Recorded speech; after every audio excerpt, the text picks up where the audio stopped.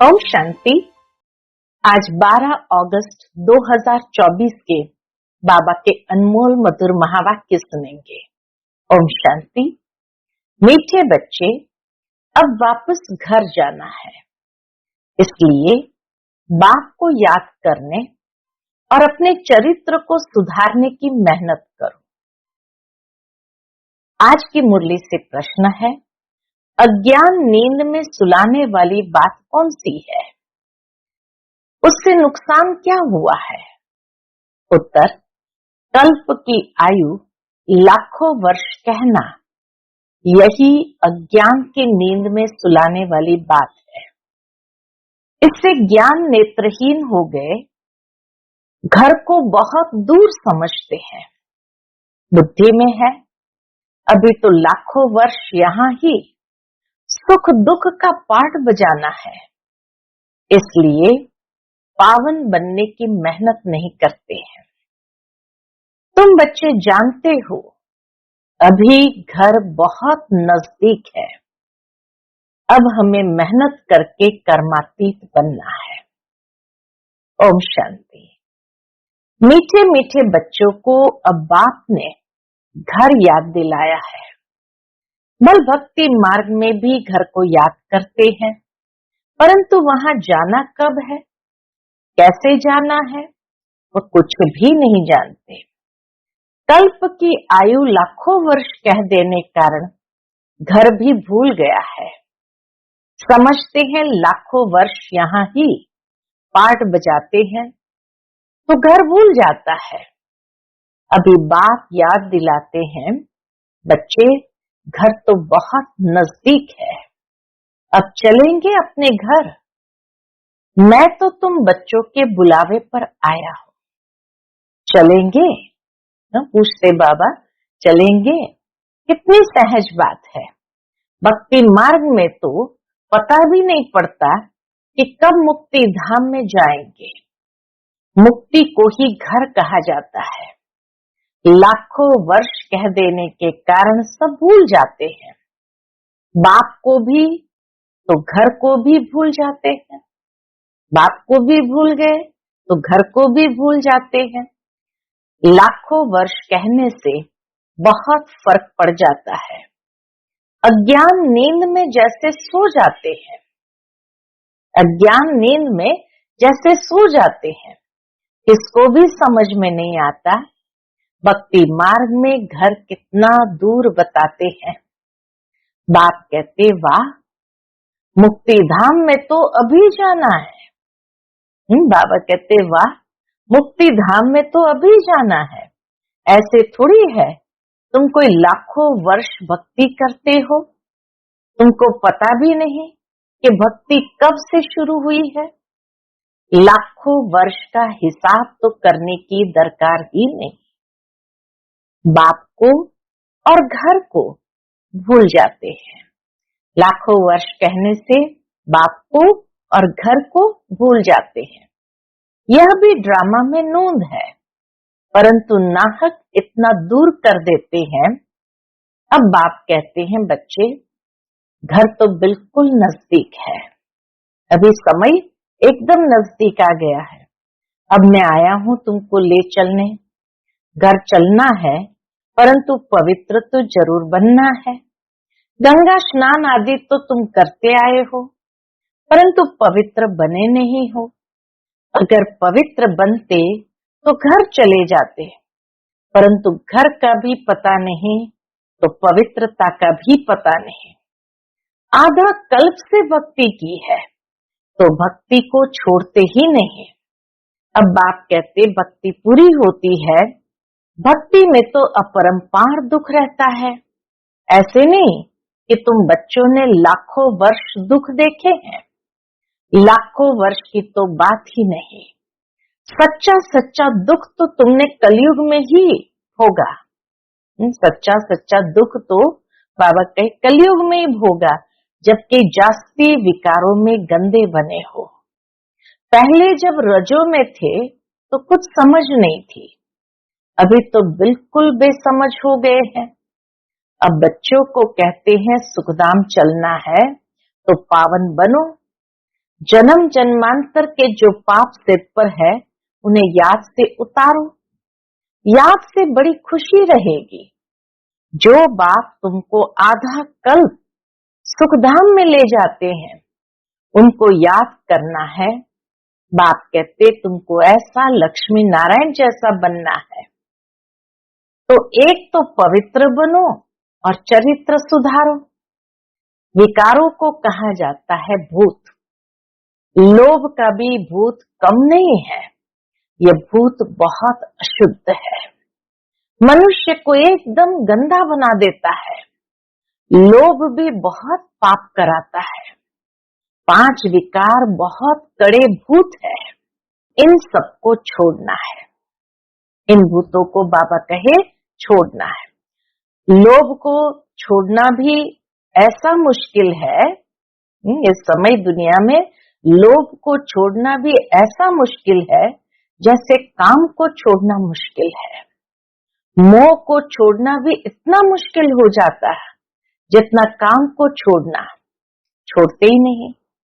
सारी आयु बाप समझाते आए हैं तो भी मोह की रग जुटी हुई रहती है। क्रोध भी मुश्किल छूटता है। कहते हैं बच्चों पर क्रोध आता है। नाम तो क्रोध का लेते हैं ना। कोई भी भूत ना आए, उन पर विजय पानी है। बाप कहते हैं जब तक मैं हूं तब तक तुम पुरुषार्थ करते रहो। बाप कितना वर्ष रहेंगे? बाप इतने वर्षों से बैठ समझाते हैं, अच्छा ही टाइम देते हैं। सृष्टि चक्र को जानना तो बहुत सहज है। 7 दिन में सारा ज्ञान बुद्धि में आ जाता है। बाकी जन्म जन्मांतर के पाप कटने में देरी लगती है। यही मुश्किलात है। बाबा कहे यही मुश्किलात है कि पाप इतना जल्दी कटते नहीं है। उसके लिए बाबा टाइम देते हैं। ये जो समय मिला है आत्मा को पावन बनाने के लिए, ताकि ये पाप जन्म जन्मांतर के कट जाए। माया का ऑपोजिशन बहुत होता है, एकदम भुला देती है। यहाँ बैठते हैं तो सारा समय यहाँ बुद्धि रहती है। बाबा कहे यहाँ बैठते हैं तो सारा समय याद में थोड़ी बैठते हैं, बहुत तरफ बुद्धि चली जाती है।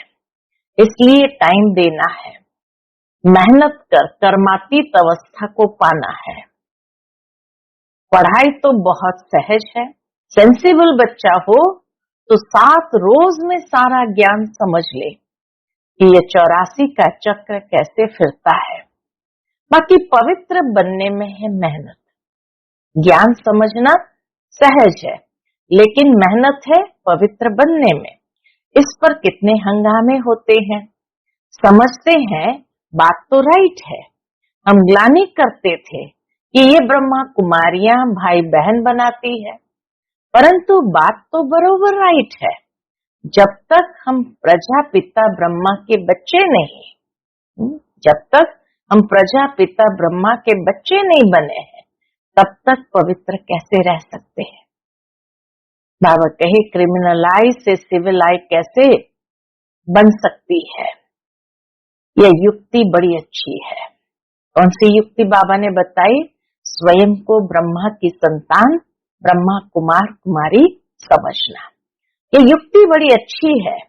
हम ब्रह्मा कुमार कुमारियां हैं तो भाई बहन हो गए। इसमें बड़ी मदद मिलती है सिविल आई बनाने में। ब्रह्मा का कर्तव्य भी है ना, ब्रह्मा द्वारा देवी देवता धर्म की स्थापना अथवा मनुष्य को देवता बनाना। बाप आते ही है पुरुषोत्तम संगम युग पर, तो समझाने में कितनी मेहनत करनी पड़ती है। बाप का परिचय देने लिए ही सेंटर्स खोले जाते हैं।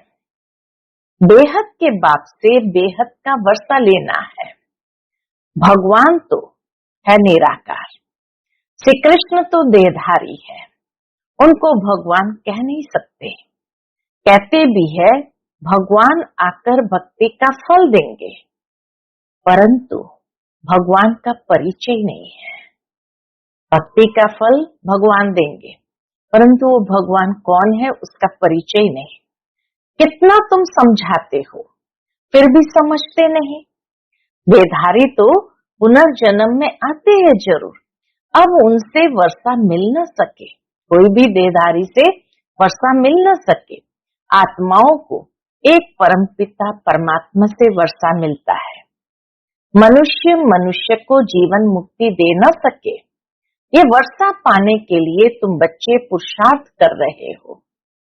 उस बाप को पाने लिए तुम कितना भटकते थे। बाबा याद दिलाते हैं, उस बाप को पाने लिए तुम कितना भटकते थे। पहले तो सिर्फ एक शिव की पूजा करते थे और कोई तरफ जाते नहीं थे। वह थी अव्यभिचारी भक्ति। औरों के मंदिर आदि इतने नहीं थे, अभी तो ढेर चित्र है, मंदिर आदि बनाते हैं। भक्ति मार्ग में तुमको कितनी मेहनत करनी पड़ती है। बाबा भी जानता है बच्चों ने भक्ति मार्ग में कितनी मेहनत की है। तुम जानते हो शास्त्रों में कोई गति सदगति का रास्ता नहीं है, वह तो एक बाप ही बताते हैं। भक्ति मार्ग में कितने मंदिर बनाते रहते हैं। वास्तव में मंदिर सिर्फ होते हैं देवी देवताओं के, और कोई मनुष्य का मंदिर बनता नहीं, क्योंकि मनुष्य तो है पतित। पतित मनुष्य पावन देवताओं की पूजा करते हैं। बल है वह भी मनुष्य, परंतु उनमें दैवी गुण है, देवताओं में दैवी गुण है। जिनमें दैवी गुण नहीं है वह उनकी पूजा करते हैं। तुम खुद ही पूज्य थे, फिर पुजारी बने हो। मनुष्य की भक्ति करना ये 5 तत्वों की भक्ति करना है। मनुष्य की भक्ति करना माना ये 5 तत्वों की भक्ति करना है। कैसे? शरीर तो 5 तत्वों का बना हुआ है। अब बच्चों को मुक्ति धाम में चलना है, जिसके लिए इतनी भक्ति की है, अब अपने साथ ले चलता हूँ। बाबा आकर के हमें अपने साथ घर ले चलते हैं। तुम सतयुग में चले जाएंगे, बाप आते ही है पतित दुनिया से पावन दुनिया में ले चलने। पावन दुनिया है ही 2, मुक्ति और जीवन मुक्ति। बाप कहते हैं, मीठे मीठे बच्चों, मैं कल्प कल्प संगम युग पर आता हूँ। तुम भक्ति मार्ग में कितने दुख उठाते हो। गीत भी है ना, चारों तरफ लगाए फेरे, फिर भी हम हरदम दूर रहे। दूर रहे किससे? बाबा पूछते हैं, दूर रहे किससे? बाप से। बाप को ढूंढने के लिए जन्म में जन्म फेरे लगाए, परंतु फिर भी बाप से दूर रहे। इसलिए बुलाते हैं, हे पतित पावन आओ, आकर पावन बनाओ। बाप के सिवाय और कोई बना न सके। तो यह खेल ही 5000 वर्ष का है। ड्रामा अनुसार हर एक पुरुषार्थ करते हैं। जिस प्रकार कल्प पहले किया है, उस अनुसार ही राजधानी की स्थापना हो रही है। सब एक जैसे तो नहीं पढ़ेंगे। यह पाठशाला है ना, राजयोग की पढ़ाई है। जो देवी देवता धर्म के होंगे वो निकल आएंगे। राजयोग की पढ़ाई है और जो देवी देवता धर्म के होंगे वो निकल आएंगे। मूल वतन में भी जो संख्या है वो एक्यूरेट होगी, कम जास्ती नहीं। नाटक में एक्टर्स का अंदाज बिल्कुल पूरा है, परंतु समझ नहीं सकते। जितने भी हैं उतने एक्यूरेट है, फिर भी वो आकर पार्ट बजाएंगे। फिर तुम आते हो नई दुनिया में, बाकी सब वहां चले जाएंगे। अभी कोई गिनती करे तो कर सकते हैं। बाबा कहे अभी कोई गिनती करे तो कर सकते हैं। अभी बाप तुमको बहुत गुह्य गुह्य पॉइंट्स बताते हैं। शुरू की और अभी की, शुरू की और अभी के समझाने में कितना फर्क है। पढ़ाई में टाइम लगता है, एक एक बात को क्लियर समझाने में बाबा को भी टाइम लगता है। फट से कोई ICS नहीं बन जाएंगे। नेचुरल है, पढ़ाई धीरे धीरे आगे बढ़ती जाती है और कठिन होती जाती है। फट से कोई ICS नहीं बन जाएंगे, नंबरवार पढ़ाई होती है। बात कितना सहज कर समझाते हैं, जो मनुष्य की बुद्धि में सहज बैठ सके। दिन प्रतिदिन नई नई पॉइंट्स समझाते रहते हैं। अब बाप कहते हैं, मुझ पतित पावन बाप को बुलाया है, मैं आया हूं तो तुम पावन बनो ना। अपने को आत्म समझ मामेकम याद करो तो तुम सतो प्रधान बन जाएंगे। फिर यहाँ आना पड़ेगा पाठ बजाने। बाप कहते आत्मा पतित बनी है, इसलिए पतित पावन बाप को याद करते हैं पावन बनने लिए। कितना वंडर है, बाबा कहे कितना वंडर है, इतनी छोटी सी आत्मा कितना पाठ बजाती है। इसको कुदरत कहा जाता है। उनको देखा नहीं जाता, आत्मा को देखा नहीं जाता। कोई कहते हैं हम परमात्मा का साक्षात्कार करें। बाप कहते इतनी छोटी बिंदी का तुम साक्षात्कार क्या करेंगे। मैं जानने लायक हूँ, शिव बाबा जानने लायक है, बाकी देखना तो मुश्किल है। आत्मा को ये सब कर्मेंद्रियां मिली हुई है पाठ बजाने के लिए। कितना पाठ बजाती है, ये वंडर है। कभी भी आत्मा घिसती नहीं है। यह है अविनाशी ड्रामा। ये अविनाशी बना बनाया है। कब बना ये पूछ नहीं सकते। इनको अनादि कहा जाता है। मनुष्य से पूछो रावण को कब से जलाते आए हैं, शास्त्र कब से पढ़ते आए हो, तो कह देते हैं अनादि है, पता नहीं है, मूंझे हुए हैं ना। बाप बैठ समझाते हैं, हूबहू जैसे बच्चों को पढ़ाते हैं। तुम जानते हो हम बिल्कुल बेसमझ थे, फिर बेहद की समझ आ गई है। वह होती है हद की पढ़ाई और यह है बेहद की। आधा कल्प है दिन, आधा कल्प है रात। 21 जन्म तो मृंचक भी दुख नहीं पा सकते। ये बाबा की गारंटी है कि 21 जन्म तो मृंचक भी दुख नहीं पा सकते। कहते हैं ना, शल तुम्हारा बाल भी बांका न हो, कोई दुख दे न सके। नाम ही है सुख धाम, यहाँ तो सुख है नहीं। मूल बात है पवित्रता की। पवित्रता के कारण वहां सुख शांति है। कैरेक्टर्स अच्छे चाहिए ना। बच्चों को हर बात क्लियर समझाई जाती है। नुकसान और फायदा होता है ना। अभी तो बाप कहते फायदे की बात ही छोटी है। अभी तो बाप कहते हैं फायदे की बात ही छोटी। अभी तो नुकसान ही नुकसान होने का है। जितना कलयुग गति में जा रहा है उतना नुकसान ही नुकसान होने का है। विनाश का समय आ रहा है। उस समय देखना क्या क्या होता है। बरसात नहीं होती है तो अनाज की कितनी महंगाई हो जाती है। बल कितना भी कहते हैं 3 वर्ष के बाद बहुत अनाज होगा, फिर भी अनाज बाहर से मंगाते रहते हैं।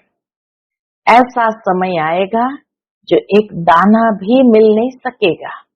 बाबा की भविष्यवाणी देखो, ऐसा समय आएगा जो एक दाना भी मिल नहीं सकेगा। इतनी आपदाएं आनी है। इनको ईश्वरीय आपदाएं कहते हैं। बरसात नहीं पड़ी तो अकाल जरूर पड़ेगा। सभी तत्व आदि बिगड़ने वाले हैं। बहुत जगह तो बरसात नुकसान कर देती है। तुम बच्चे जानते हो, बाप आदि सनातन देवी देवता धर्म की स्थापना कर रहे हैं। तुम्हारी एम ऑब्जेक्ट है यह। फिर से तुमको नर से नारायण बनाते हैं। ये बेहद का पाठ बेहद का बाप ही पढ़ाते हैं। जो जैसा पढ़ेगा ऐसा पद पाएगा। जो जैसा पढ़ेगा ऐसा पद पाएगा। बाप तो पुरुषार्थ कराते हैं, पुरुषार्थ कम करेंगे तो पद भी कम पाएंगे। टीचर भी स्टूडेंट को समझाएंगे ना। दूसरे को जब आप समान बनाते हैं तब मालूम पड़ता है ये अच्छी रीति पढ़ते या पढ़ाते हैं। बाबा कहे जब दूसरों को आप समान बनाते हैं तब मालूम पड़ता है ये अच्छी रीति पढ़ते और पढ़ाते हैं। मूल है ही याद की यात्रा। सिर पर पापों का बोझा बहुत है, मुझे याद करो तो पाप भस्म हो। यह है रूहानी यात्रा। छोटे बच्चों को भी सिखलाओ, क्या सिखलाओ? ईश्वर बाबा को याद करो, उनका भी हक है। यह नहीं समझेंगे कि अपने को आत्म समझ बाप को याद करना है, नहीं, सिर्फ शिव बाबा को याद करेंगे। मेहनत करने से उनका भी कल्याण हो सकता है। अच्छा, मीठे मीठे सिकिलधे बच्चों प्रति माता पिता बाप दादा का याद प्यार और गुड मॉर्निंग। रूहानी बाप की रूहानी बच्चों को नमस्ते। हम सभी रूहानी बच्चों की रूहानी माता पिता बाप दादा को याद प्यार, गुड मॉर्निंग और नमस्ते नमस्ते। शुक्रिया बाबा, शुक्रिया। आज की मुरली से धारणा के लिए मुख्य सार है।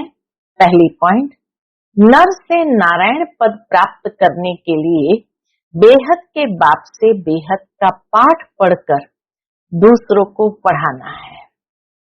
आप समान बनाने की सेवा करनी है।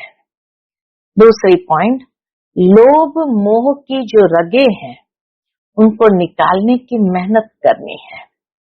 अपने चरित्र को ऐसा सुधारना है जो कोई भूत अंदर प्रवेश होने न पाए। आज का बाप दादा का मधुर वरदान हम बच्चों के प्रति है, भगवान और भाग्य की स्मृति से औरों का भी भाग्य बनाने वाले खुशनमा खुशनसीब भव।